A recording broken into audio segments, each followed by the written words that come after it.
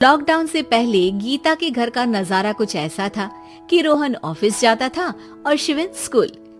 जिनके घर से जाने के बाद गीता काम खत्म करके बाकी समय आराम करती थी। लेकिन लॉकडाउन के बाद ऑफिस और स्कूल घर में ही खुल गए और इससे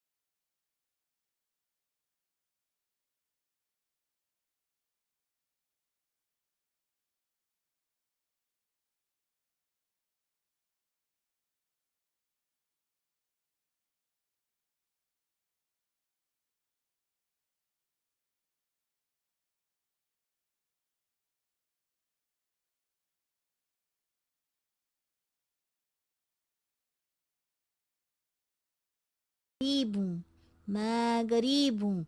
अरे ओ गरीब के बेटे, आजा, मैं बनाती हूँ तुझे गरीब। मैं बताती हूँ रसोड़ी में कौन था। पढ़ाई करने बोलो तो इनकी माँ मर जाती है और ये पागलपंतियाँ जितनी मर्जी करा लो। गीता शिविन को डांट रही होती है। तभी रोहन बीच में बोल पड़ता है। अरे बच्चा ही तो है, इतना गुस्सा क्यों कर रही हो? बेटे का साथ देने की इसी एक कोशिश में अब शिविन के साथ साथ रोहन भी गीता के गुस्से की सूली पर चढ़ जाता है। अगर बेटे पर इतना ही प्यार आ रहा है तो इसे क्लास अटेंड क्यों नहीं कराते? इसका होमवर्क क्यों नहीं कराते? उस समय तो बहुत जल्दी मीटिंग आ जाती है। वो काम मैं करूं और यहाँ इस बेफिजूली की चीज में तरफदारी करके बन जाओ महान। हे भगवान, कोई तो इनके ऑफिस और स्कूल खुलवाओ। मैं इन्हें और घर में नहीं सह सकती। अरे कुछ और मांग लेती, क्योंकि तुम्हारी ये विश इस साल तो पूरी होने से रही, कोरोना। हाय नास पिटे ने जिंदगी ही बर्बाद कर दी। खाए कोई पचाए कोई, कल मुझे चुन चुन कर सबको मेरी बद्दुआ लगेगी। उन्होंने दुनिया का और इन बाप बेटे दोनों ने मेरा जीना मुश्किल कर दिया। गीता वहाँ से चली जाती है। जिसके बाद रोहन शिविन से कहता है, अरे तुम्हारी मम्मी इतनी भड़की हुई क्यों है? आपकी वजह से पूरा समय घर में रहते हो और उस पर कोई काम कराने की जगह बस ऑर्डर देते रहते हो। अच्छा बेटे, सारा इल्जाम मुझ पर?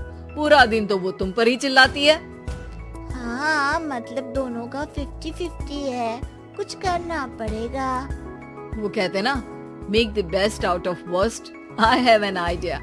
वैसे तुम्हारी माँ सही कहती है, बहुत जुबान चलाने लगे हो, कम बोला करो। अगली सुबह रोहन और शिविन अपनी गलती को सुधारने के लिए गीता के उठने से पहले घर का आधा काम खत्म कर देते हैं, जिसे देखकर गीता खुश हो जाती है और फिर बाकी बचा काम वो तीनों मिलकर पूरा कर लेते हैं।